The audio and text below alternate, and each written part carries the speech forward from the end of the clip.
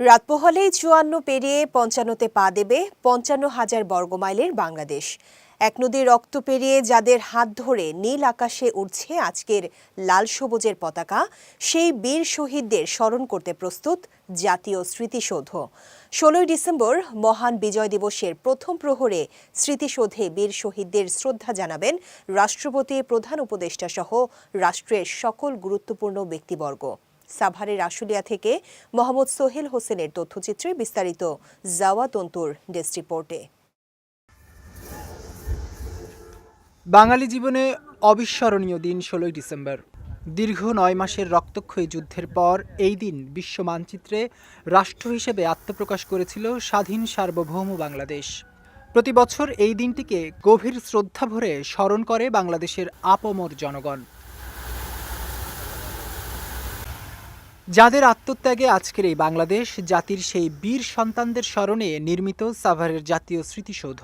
প্রতি বছর বিজয় দিবসের প্রথম প্রহরে স্মৃতিসৌধে ফুল দিয়ে মহান মুক্তিযুদ্ধের শহীদদের প্রতি শ্রদ্ধা জানান রাষ্ট্রপতি সহ রাষ্ট্রের সকল গুরুত্বপূর্ণ ব্যক্তিত্বরা। ১৬ ডিসেম্বর ঘিরে তাই প্রতি বছরই স্মৃতিসৌধে চলে সৌন্দর্য বর্ধনের কাজ। এবারও গণপূর্ত বিভাগের কর্মীদের কয়েকদিনের অক্লান্ত পরিশ্রমে নতুন রূপ ধারণ করেছে স্মৃতিসৌধ প্রাঙ্গণ।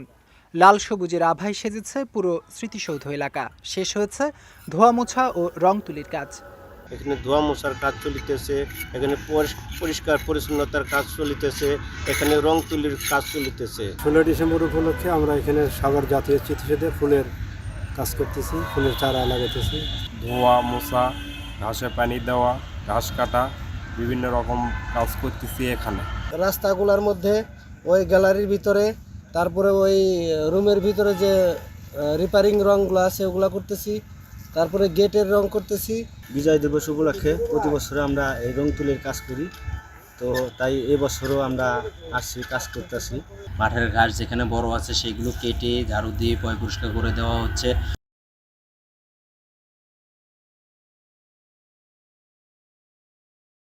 অন্যান্য বছরের তুলনায় বিজয় দিবস উপলক্ষে এবার স্মৃতিসৌধকে সাজানো হয়েছে নতুন আঙ্গিকে। ইতোমধ্যেই রাষ্ট্রপতি, প্রধান উপদেষ্টা সহ দেশের আপামর জনসাধারণের শ্রদ্ধা নিবেদনের জন্য পুরোপুরি প্রস্তুত জাতীয় স্মৃতিসৌধ। এবছর নিরাপত্তার জন্য নেওয়া হয়েছে সব ধরনের ব্যবস্থা।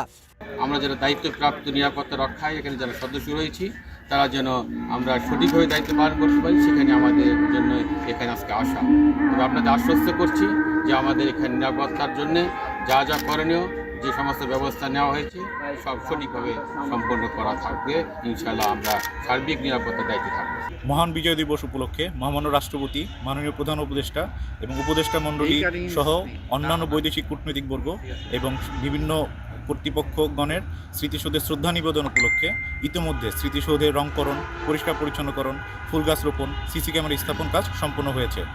বিজয় দিবস উপলক্ষে ৯ম পদাতিক ডিভিশনের তত্ত্বাবধানে মোটরসাইকেল শোভাযাত্রার অনুশীলন সম্পন্ন করেছে বাংলাদেশ সেনাবাহিনী।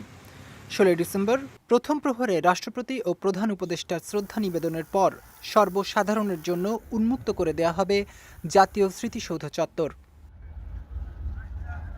বিজয় টিভি নিউজ ডেস্ক।